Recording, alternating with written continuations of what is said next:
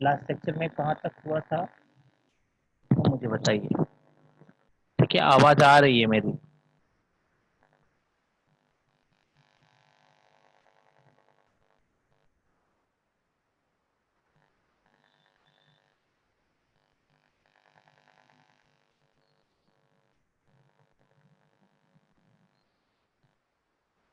कहाँ तक हुआ था प्लीज वो बताना।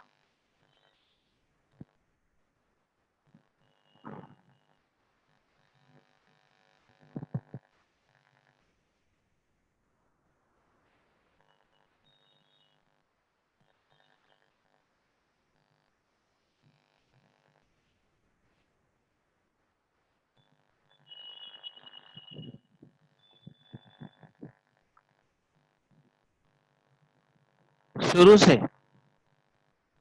थर्ड पेज का कौन सा टॉपिक बोलो ना।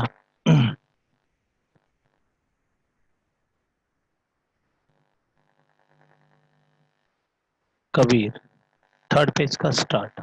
ओके।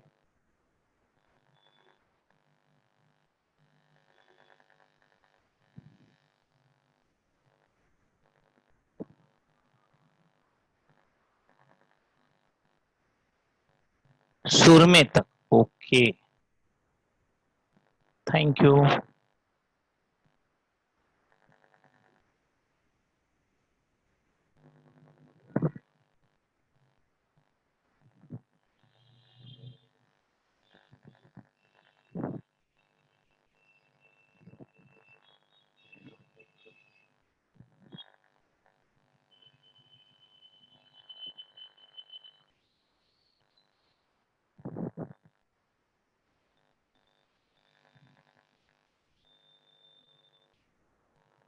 ये हो गया था।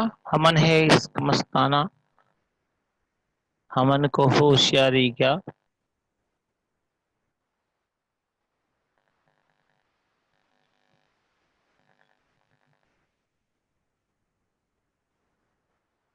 ओके,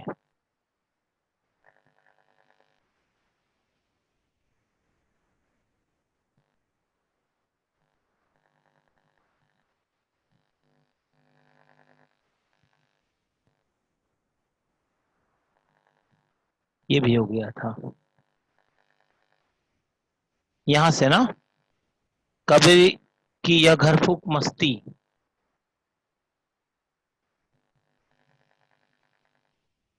और आगे।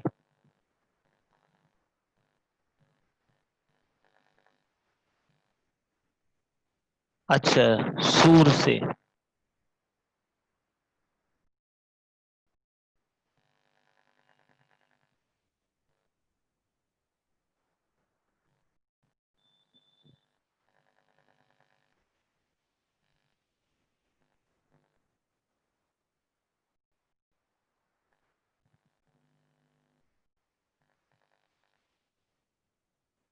यहां से, राइट?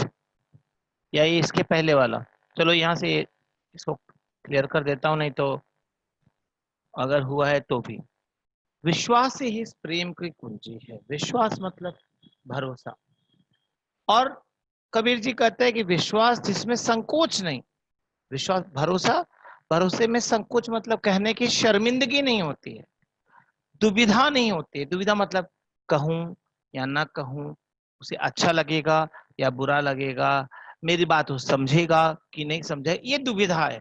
दो बातें, नेगेटिव और पॉजिटिव। नहीं, बाधा नहीं, कोई रुकावट नहीं। प्रेम न खेतों नीप जय, प्रेम न हाट बिकाए, राजा परजा जिस रुचय, सिर देसो ले जाए।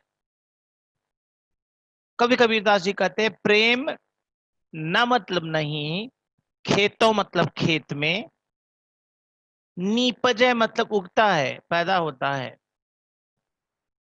प्यार किसी खेत में पैदा होने वाली चीज नहीं है। और प्रेम न हाट बिकाए, और प्रेम न, हाट मतलब बाजार में, बिकाए मतलब बिकता है। प्रेम किसी खेत में पैदा की जाने वाली वस्तु नहीं है, और प्रेम किसी बाजार में बेचने वाली चीज भी नहीं है।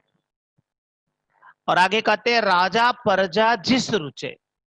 बोले राजा हो या प्रजा, राजा मतलब अमीर हो या प्रजा मतलब गरीब हो। बोले चाहे आदमी अमीर हो चाहे गरीब हो, जिसे रुचे जिसे अच्छा लगे सिर दे तो ले जाए, अपना सिर झुका दे, समर्पण कर दे और ले जाए। सिर देना मतलब समर्पित होना, डेडिकेशन।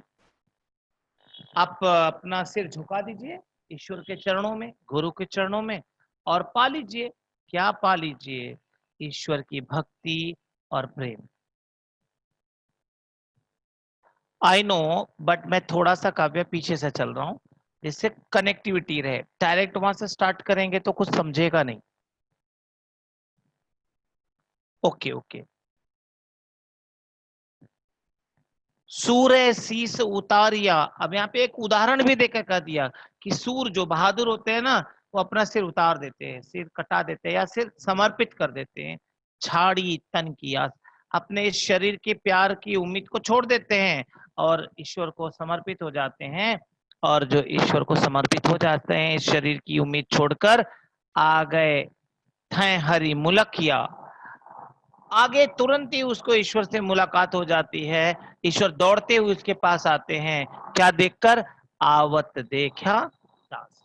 अपने दास, अपने सेवक, अपने भक्त को अपने पास आता हुआ देखकर भगवान खुद दौड़ पड़ते हैं उससे मिलने के लिए। इंतजार नहीं करते हैं भगवान। ये बात उन्होंने स्पष्ट की। भावार्थ देख लो। कभी कहते हैं कि प्रेम कभी खेतों में पैदा नहीं होता है या बाजार में भी नहीं बिकता है। इसे राजा हो या प्रजा, अमीर हो या गरीब, जिससे भी अच्छा लगता है वह ले जा सकता है, परंतु उसे प्राप्त करने के लिए अपने को पूर्ण समर्पित करना पड़ेगा। पूर्ण समर्पण इसके लिए चाहिए। भक्ति के अतिरेक में, भक्ति के अधिकता में, अतिरेक का मतलब अधिकता, जहां पर भक्ति की अधिकता हो जाती है उसमें उन्होंने कभी अपने पतित मतलब गिरे हुए, पतित मतलब गिरे हुए, रुचे मतलब अच्छा लगना, रुचिकर अच्छा लगना।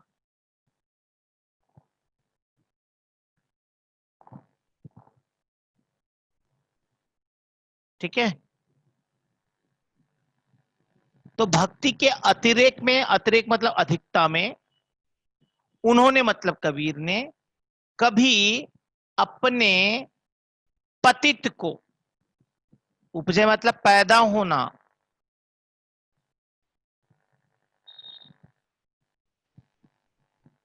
कौन सा? ये जो पढ़ा रहा हूं मुबारक, ये नहीं मिल रहा है आपको? पोएम देखो ना, जो लास्ट वाला पढ़ा है, जो पोएम पढ़ा है उसके आगे देखो, आपको मिलेगा। मिला ना? ओके। हाँ, तो अपने को पतित नहीं समझा, पतित मतलब गिरा हुआ नहीं समझा, क्योंकि जो भक्ति करता है वो कभी गिर नहीं सकता है, ईश्वर उसे उठा लेते हैं, ऐसा कबीर का मानना है। पतित नहीं समझा क्योंकि उनके दैन्य, दैन्य मतलब दिन के डेली, जो उनका दैन्य मतलब गरीब, गरीबी, दरिद्रता, सॉरी दैन्य का मतलब दैनिक भी होता है, डेली रूटीन, दैन्य जीवन में, दैनिक जीवन में। तो दैन्य मतलब दरिद्रता भी होता है। गरीबी में उनका आत्मविश्वास, खुद पर भरोसा साथ नहीं छोड़ देता था, उनका भरोसा खुद पर हमेशा बना रहता था। मतवाला मतलब जो अपने में मस्त हो, जो दूसरों के भरोसे ना हो।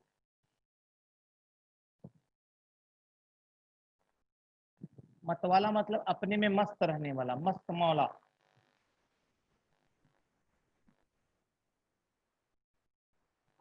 और आगे कहते हैं कि उनका मन जिस प्रेमी मदिरा से मतवाला बना हुआ था, प्रेमी, प्रेम रूपी, प्यार रूपी मदिरा मतलब शराब। किसका, किसकी शराब? प्रेम की शराब। प्यार में मस्त थे। मतवाला मतलब एकदम मस्ती में झूमने वाला बना हुआ था। वह ज्ञान के गुण से तैयार की गई थी, मतलब समझदारी के अच्छाइयों से तैयार की गई वो शराब थी। जिसको पीकर कबीर मस्त थे। किसमें? ईश्वर की भक्ति में। वो प्रेम का मदिरा था, वो प्यार का शराब था। मतलब प्यार किसी नशे से कम नहीं होता, कहते हैं ना हम।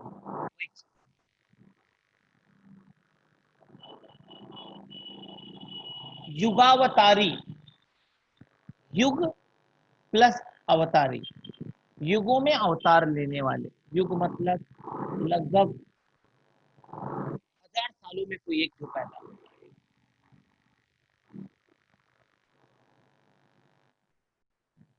ठीक है, उसे युगावतारी कहते हैं। युगावतारी शक्ति और विश्वास, ताकत और भरोसा लेकर वे पैदा हुए थे। और युग प्रवर्तक मतलब एक नए युग की शुरुआत करने वाले, एक नई सोच लाने वाले, एक न्यू कॉन्सेप्ट लाने वाले। कबीर की दृढ़ता, मजबूती उनमें वर्तमान थी, मतलब प्रेजेंट थी, उपस्थित थी। इसलिए वे युग प्रवर्तन कर सके, अर्थात समय को बदल सके। उन्होंने अपने समय के लोगों के विचारों को बदला है, इसके लिए वो युग प्रवर्तक, युगावतारी कहलाए। एक वाक्य में उनके व्यक्तित्व को कहा जा सकता है, एक सेंटेंस में कहा जाता है कि कबीर कौन थे? बोले वे सिर से पैर तक मस्त मौला थे। मतलब ऊपर से नीचे तक मस्ती से भरे हुए थे। दूसरी उनकी क्वालिटी क्या थी? वे बेपरवाह थे।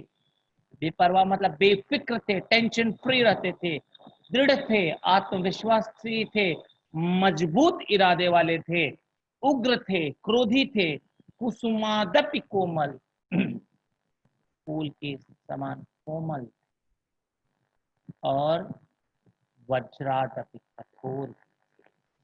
वज्र मतलब एकदम पत्थर की तरह मजबूत भी थे, और फूल की तरह कोमल और मुलायम भी थे। क्लियर? ऐसा कोई डाउट?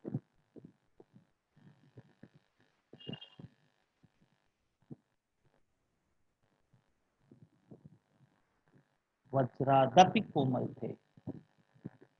अतिरेक मतलब अधिकता, ज्यादा।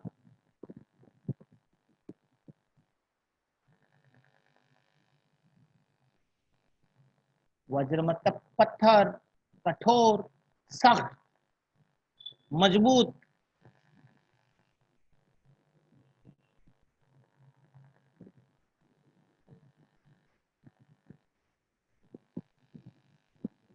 डन।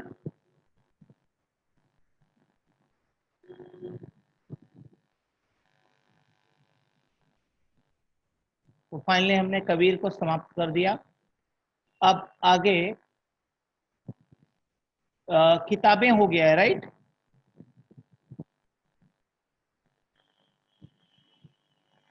तो अब हम किताबों के आगे चलेंगे।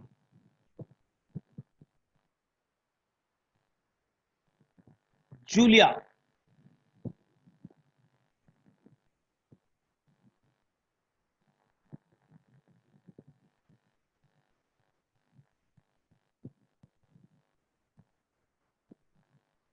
आज हम जूलिया पढ़ेंगे, जूलिया।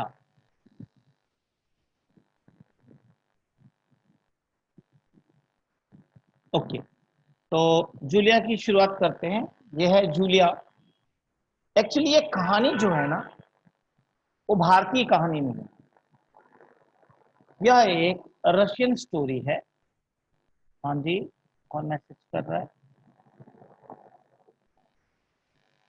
जूलिया नाम है, कीर्ति। जूलिया एक नाम है, ठीक है। उसका मतलब मत निकालो, क्योंकि उसके मतलब में हिंदी में जाओगी तो उसका मतलब है जू लिया, प्रयास हो जाएगा, क्योंकि जू तो सर में होते हैं, ठीक है। तो मतलब मत निकालो जूलिया एक नाम है, और ये एक रशियन स्टोरी है। और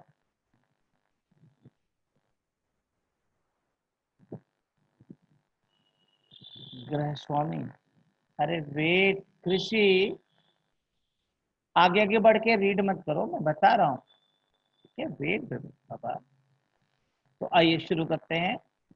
जूलिया, पार्ट 5, बहुत अच्छा पार्ट है। और इसके जो लेखक है ना, वो है अंतोन चेखव, बहुत ग्रेट राइटर हैं। और इन्होंने बहुत अच्छे अच्छे ये लिखे हैं, टॉपिक लिखे हैं।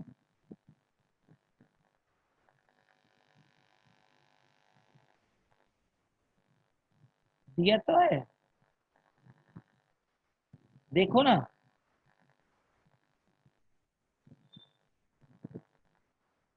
जूलिया, अब आगे बढ़ें और शुरू करते हैं। ये एक रशियन स्टोरी, इसके माध्यम से आज की लड़कियों को, आज की औरतों को, आज की महिलाओं को सबल बनने, मजबूत बनने की एक सीख दी गई है। तो डेडिकेटेड ऑल गर्ल्स स्टूडेंट, तो ये आपके लिए समर्पित है पाठ, तो ध्यान दीजिएगा। बच्चों की गवर्नेंस, गवर्नेंस मतलब छोटे बच्चों को जो पढ़ाती हैं, ठीक है ना, छोटे बच्चों की देखभाल करती हैं, थोड़ी बहुत शिक्षा देती हैं, उनकी देखभाल, केयर करने का काम करती हैं। तो बच्चों की गवर्नेंस, जूलिया वासिल देवना, ये उसका पूरा नाम है, ठीक है। तो बच्चों की गवर्नेंस जूलिया वासिल देवना अपने,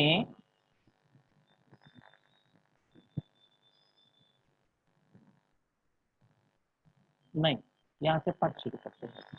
आती है, कहाँ आती है? गृह स्वामी के पास। गृह स्वामी का मतलब क्या होता है वो भी मैं आपको बताता हूँ। गृह स्वामी का मतलब घर का मालिक, जिसके यहाँ काम करती है जूलिया। जूलिया अपने घर के मालिक के पास आती है और दबे स्वर में, मतलब धीमी आवाज में कहती है,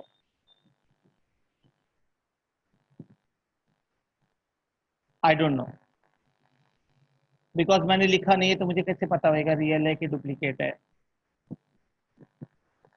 और अगर रशियन स्टोरी है तो या तो ये रशियन कोई ओरल स्टोरी होगी जो लोग कहते होंगे, या तो रियल में होगी।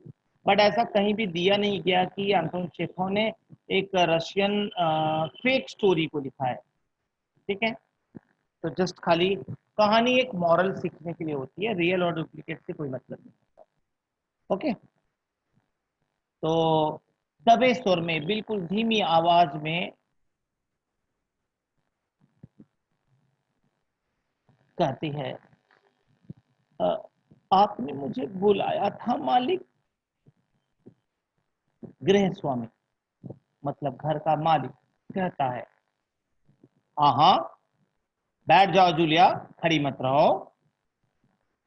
जूलिया बैठते हुए, जी शुक्रिया गृह स्वामी। जूलिया, मैं तुम्हारी तनख्वाह का हिसाब करना चाहता हूँ।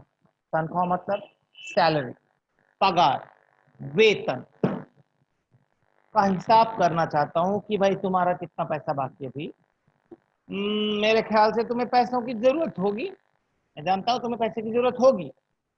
और हाँ, जितना मैं तुम्हें जान सकता हूँ, मुझे लगता है कि तुम अपने आप पैसे भी नहीं मांगो। तुम इतना शर्माती हो और डरती हो कि तुम खुद से भी पैसा नहीं मांगोगी, मुझे पता है। इसलिए मैं खुद ही तुम्हें पैसे देना चाहता हूँ। हाँ, तो तुम्हारी तनख्वाह 20 रूबल महीने तय हुई थी ना। रूबल का मतलब, रूबल रशियन एक करेंसी है, हिंदी में कहेंगे तो रुपए। तो तनख्वाह 20 रुपए महीना तय हुई थी ना, मतलब मैंने, और आपने, हाँ, रशियन करेंसी, राइट। तो हम दोनों ने डिसाइड किया था कि 20 रुपए हम आपको देंगे, और आपने एग्री किया था। वेतन लिख लो, वेतन। और फिर रूबल मतलब रूस की मुद्रा, मुद्रा मतलब करेंसी।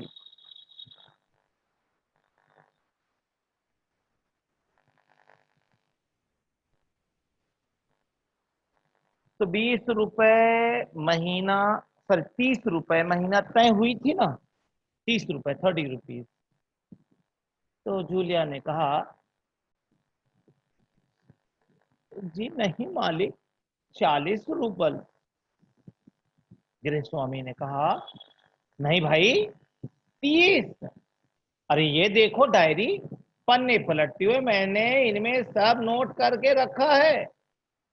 मैं बच्चों की देखभाल और उन्हें पढ़ाने वाली हर गवर्नेंस को 30 रुपल महीना ही देता हूं भाई। अब आ रही है तनिष?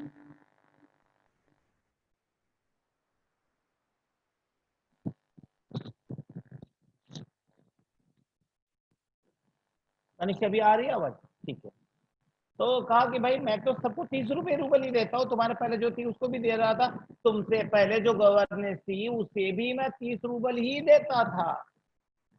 अच्छा, तो तुम्हें हमारे यहाँ काम करते हुए 2 महीने हुए हैं।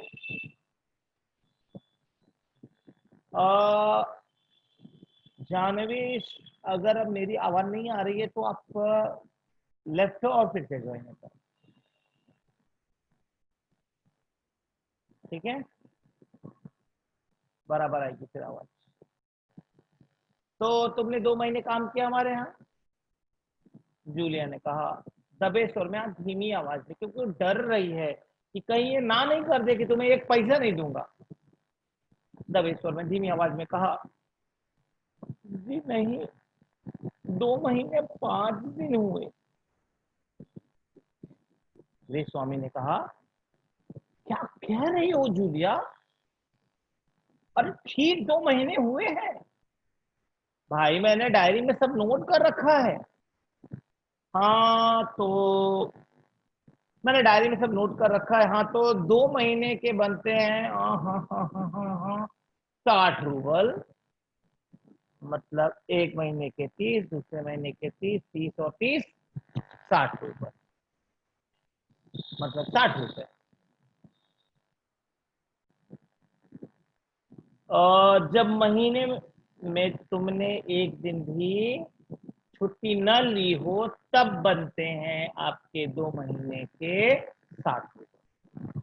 लेकिन तुमने इतवार को छुट्टी मनाई है, तुमने संडे को छुट्टी ली है, तो उस दिन तुमने कोई काम नहीं किया।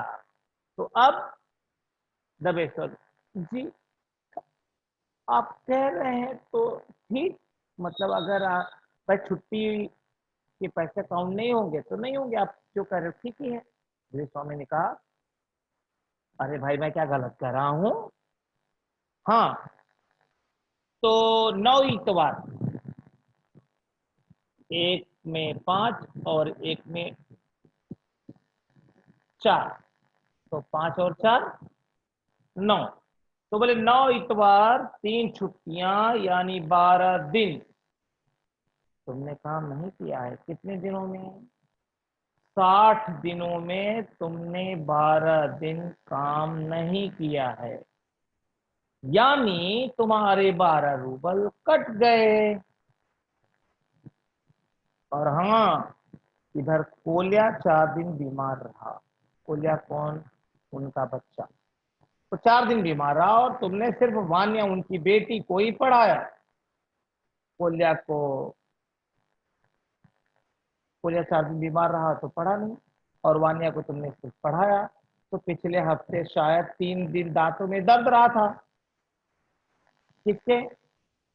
पिछले हफ्ते शायद 3 दिन दांतों में दर्द रहा था वान्या के, और तुमने उसे भी नहीं पढ़ाया। अब ये भी कट गए पैसे।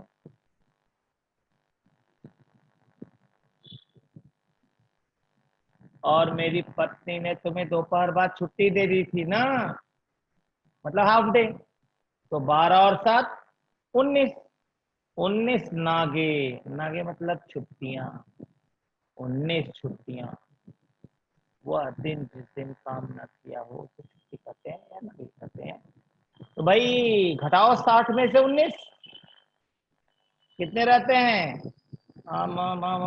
41 रुपल, मतलब 41 रुपीज आपके बनते हैं 60 में से। जूलिया, रुआं सी हो जाती है बेचारी, उसको रोना आ जाता है कि ये क्या हो रहा है, क्यों मेरे साथ में ऐसा कर रहे हैं मालिक, क्यों मेरे पैसे को काट रहे हैं।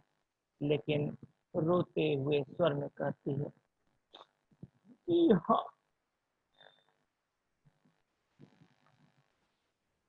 रोने जैसी आवाज में कहती है, जी हाँ गृह स्वामी। डायरी के पन्ने पलटती है, बार बार डायरी की धमकी देता है।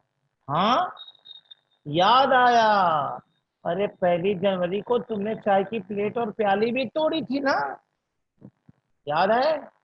चाय की प्याली तोड़ दी थी आपने, प्लेट भी तोड़ दिया था। प्याली बहुत कीमती थी, मगर जिसका भला करना चाहा उसने मुझे नुकसान ही पहुंचाने में कोई कसर नहीं छोड़ी है। अरे मैं तो तुम्हारा भला चाहता हूँ, तुम्हारी मदद करता हूँ, तुम इतने पैसे देता हूँ, लेकिन तुम हमेशा मेरी नुकसान करते रहती हो। कोई कसर, कोई कमी नहीं छोड़ी है आपने मेरा नुकसान करने में।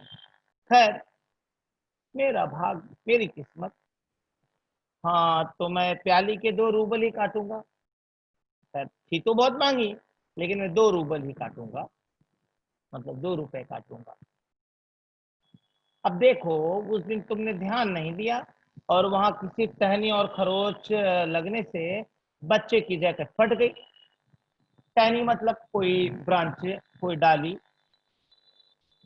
की खरोच मतलब रगड़ लगने से उसने जो जैकेट पहना तो फट गया। 10 रूबल उसके गए। कितने? 10 रूबल। 10 रुपए चले गए। इसी तरह तुम्हारी लापरवाही की वजह से घर की सफाई करने वाली नौकरानी मारिया ने वानिया के नए जूते चुरा लिए। रुक कर, तुम मेरी बात सुन भी रही हो या नहीं? मैं बिना मतलब के बकबक कर रहा हूं और तुम्हारे पैसे काट रहा हूं।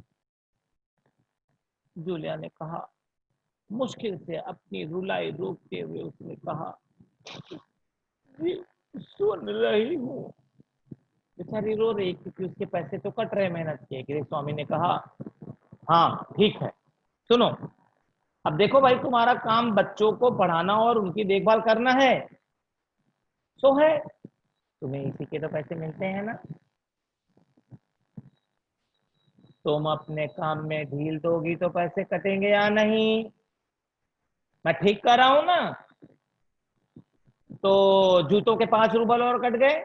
और हाँ, 10 जनवरी को मैंने तुम्हें 10 रूबल दिए थे, याद है या भूल गई? जूलिया रोते हुए कहती, जी नहीं, आपने कुछ नहीं दिया। आगे नहीं कह पाती है, रोने लगती है। गृह स्वामी, अरे मैं क्या झूठ बोल रहा हूँ? मैं डायरी में हर चीज नोट कर लेता हूँ, याद रखना मेरे पास डायरी है। तुम्हें यकीन ना हो तो दिखाऊं डायरी? डायरी के पन्ने यूं ही उलटने लगता है, झूठ मूठ के पलटने लगता है, लिखा कुछ नहीं रहता है।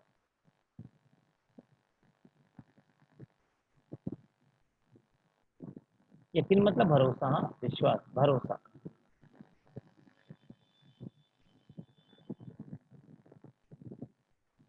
जूलिया आंसू पोंछती हुई, आप कह रहे हैं तो आपने दिए ही होंगे। मतलब नहीं दिए तो भी बेचारी मान लेती है। इतनी सीधी होती, इतनी भोली होती है कि वो मान लेती है। कौन? जूलिया वासुदेव, गृह स्वामी। कड़े स्वर में मतलब डांटते हुए, दिए होंगे? अरे भाई दिए होंगे नहीं, दिए हैं।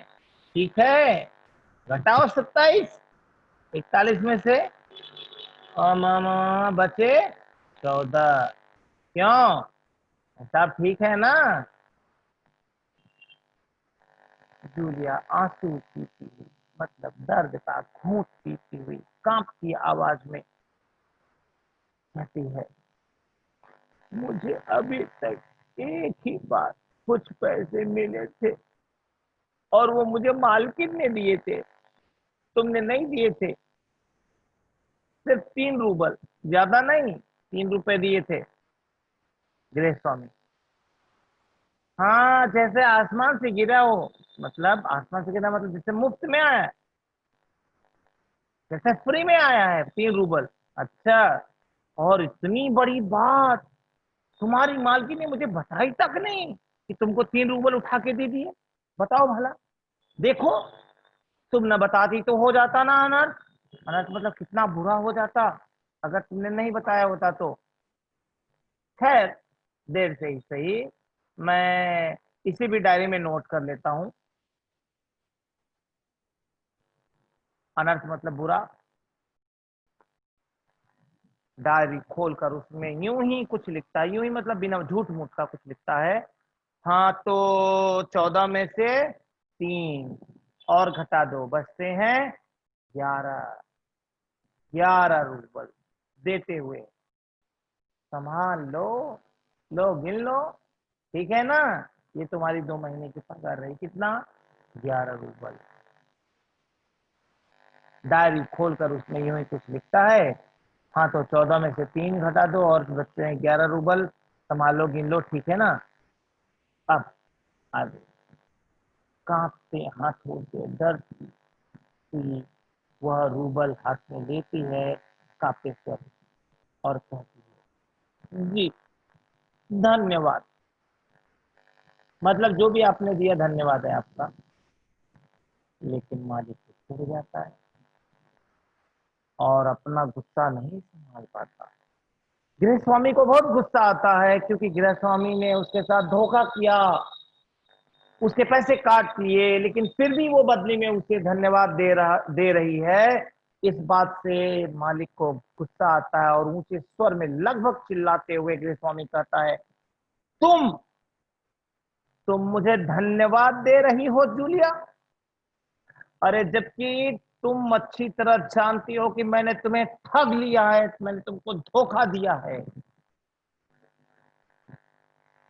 धोखा दिया है तुम्हें मैंने, तुम्हारे पैसे हड़प लिए हैं मैंने, बेईमानी से तुम्हारे पैसे छीन लिए हैं, और तुम इसके बावजूद मुझे धन्यवाद दे रही हो। गुस्से में आवाज कांपने लगती है गृह स्वामी की कि किसी औरत को इतना सीधा होने का क्या मतलब है कि जब वो अपने ही अधिकारों के लिए न लड़ सके, न बोल सके, और दूसरों के द्वारा कही हुई गलत बात को भी सही मान ले, तो ऐसे जीवन का क्या मतलब। गृह स्वामी ने कहा, अच्छा जूलिया ने कहा, जी हाँ मालिक। गृह स्वामी ने कहा, गुस्से से तुतलाने लगता है, हकलाने लगता है, जी हाँ मालिक, जी हाँ मालिक, क्यों जी हाँ मालिक, जी हाँ मालिक। डर जाती जूलिया जब मालिक को इस तरह से डांटता हुआ देखती है तो डर जाती है, भयभीत स्वर में डरी हुई आवाज में कहती है, क्योंकि इससे पहले मैंने जहां जहां काम किया उन लोगों ने तो मुझे एक पैसा तक नहीं दिया, आप कुछ तो दे रहे हैं। गृह स्वामी क्रोध के कारण कांपते उत्तेजित स्वर में, चिल्लाती हुई आवाज में कहता है, उन लोगों ने तुम्हें एक पैसा तक नहीं दिया? जूलिया, मुझे ये बात जानकर जरा भी आश्चर्य नहीं हो रहा है। मैं जानता हूं कि उन लोगों ने ऐसा तुम्हारे साथ किया है। स्वर धीमा करके कहा अब उसने, जूलिया मुझे इस बात के लिए माफ कर देना, मुझे इस बात के लिए क्षमा कर देना कि मैंने तुम्हारे साथ एक छोटा सा क्रूर, निर्दयी, कठोर मजाक किया। मैंने मजाक किया तुम्हारे साथ, पर मैं तुम्हें सबक सिखाना चाहता था, मैं तुम्हें सीख देना चाहता था। सबक सिखाना मतलब सीख देना, दंड देना नहीं। सीख देना चाहता था, इस बात की सीख, मैं तुम्हारा एक पैसा नहीं मारूंगा, तुम्हारे जितने भी रूबल हैं 80 के 80 रूबल मैं तुम्हें पूरा दूंगा। जेब से निकाल कर, ये है तुम्हारे 80 रूबल। 80 रूबल दे दिया और कहा, मैं अभी इन्हें तुम्हें दूंगा, अभी देखो मेरे हाथ में, मैं तुमको दूंगा, लेकिन इससे पहले मैं तुमसे कुछ पूछना चाहूंगा। क्या तुम मेरी बातों का उत्तर दोगी, जवाब दोगी? जूलिया, जूलिया, क्या ये जरूरी है कि इंसान भला कहलाने के लिए इतना दब्बू, भीरू और बोधा बन जाए कि उसके साथ जो अन्याय हो रहा है उसका विरोध तक न करे? क्या ये जरूरी है? मीनिंग लिखो। दब्बू, कमजोर। दब्बू मतलब कमजोर, भोंदू मत लिखो, हाँ, कमजोर।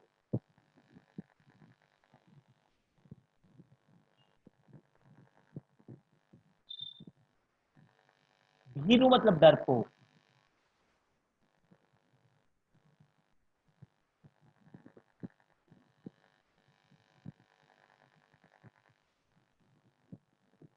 और बोधा बन जाए, बोधा मतलब सुस्त या मूर्ख।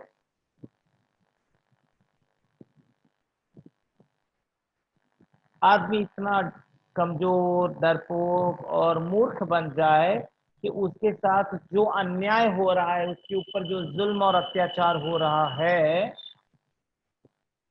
उसका क्या हो जाए? उसका विरोध तक न करे। उसका विरोध न करना भी एक बहुत बड़ा गुनाह है। बोलते ना, होने वाले जुल्म अत्याचार का विरोध न करना भी एक बहुत गुनाह है। बस खामोश रहे, चुप रहे और सारी ज्यादतियां, सारे जुल्म अत्याचार को सहता जाए, बर्दाश्त करता जाए। ज्यादतियां मतलब अत्याचार, अन्याय, अत्याचार, किए जाने वाले अन्य अत्याचार को सहता जाए। ये भी तो एक बहुत बड़ा पाप है।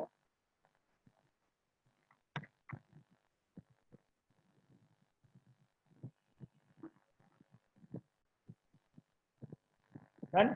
क्या तक लिखा? गृह स्वामी ने जूलिया से कहा, हड़पना मतलब छीन लेना, किसी का अधिकार छीन लेना, किसी के पैसे छीन लेना, किसी की मेहनत की कमाई छीन लेना, वो हड़प लेना होता है।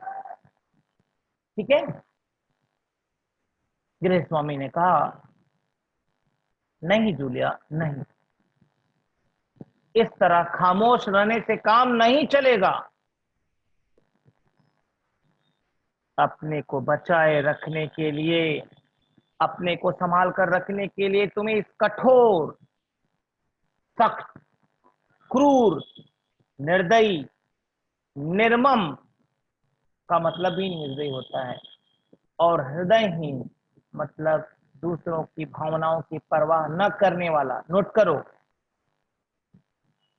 निर्मम का मतलब होता है जिसमें ममता ना हो, जिसमें प्यार ना हो।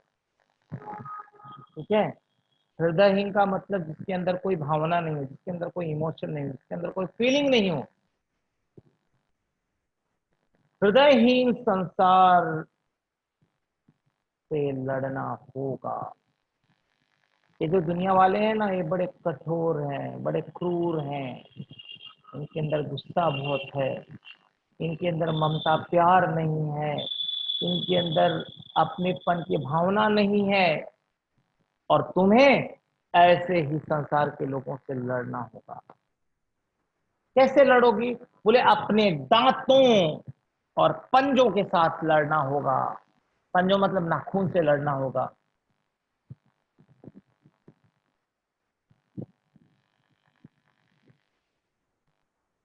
टाइम हो गया क्या? ठीक है, टाइम हो गया तो फिर नेक्स्ट लेक्चर में करते हैं। यहाँ से नहीं सर हम जूलिया से पढ़ा सकते हैं और 5 मिनट। ये स्टूडेंट्स लोग बोल रहे हैं 5:40 तक है सर, अगले लेक्चर में कराइए, तो मुझे लगा टाइम हो नहीं गया। सर, जिनको प्रॉब्लम है वो छोड़ सकते हैं सर। अच्छा अच्छा, ठीक है, ओके। थोड़ा सा ही और है, कंप्लीट खत्म कर देते हैं इसको। ठीक है ना? हाँ, लास्ट पैराग्राफ है, यस, इसीलिए बोल रहा हूँ। हाँ, तो अपने दांतों और पंजों से मतलब पूरी कोशिश के साथ, पूरे प्रयास के साथ तुम्हें लड़ना होगा। किसके लिए? अपने अधिकार के लिए, अपने हक के लिए लड़ना होगा।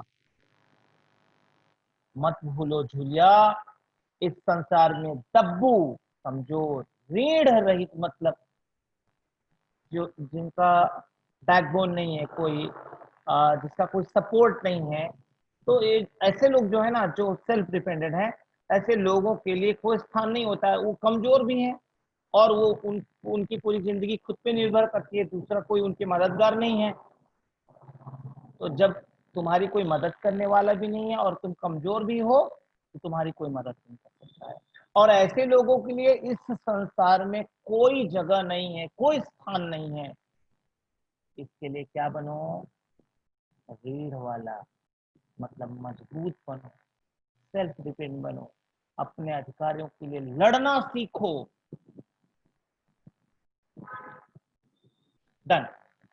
तो मतलब यहाँ पर महिलाओं को सीख देने के लिए कि आपको सेल्फ डिपेंड होना पड़ेगा, आत्मनिर्भर होना पड़ेगा, अपने अधिकारों के लिए, अपने हक के लिए लड़ना होगा, और ये सब आपको प्रयास करना पड़ेगा, क्योंकि ये समाज जो है वह आपको, अगर आप कमजोर हो तो आपको जीने नहीं देगा।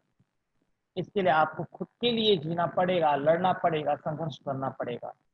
तो उम्मीद करता हूँ आपको समझ में आया होगा, और अगले लेक्चर में हम लोग अगला टॉपिक स्टार्ट करेंगे। तब तक के लिए Jai Hind, bye bye. Done sir.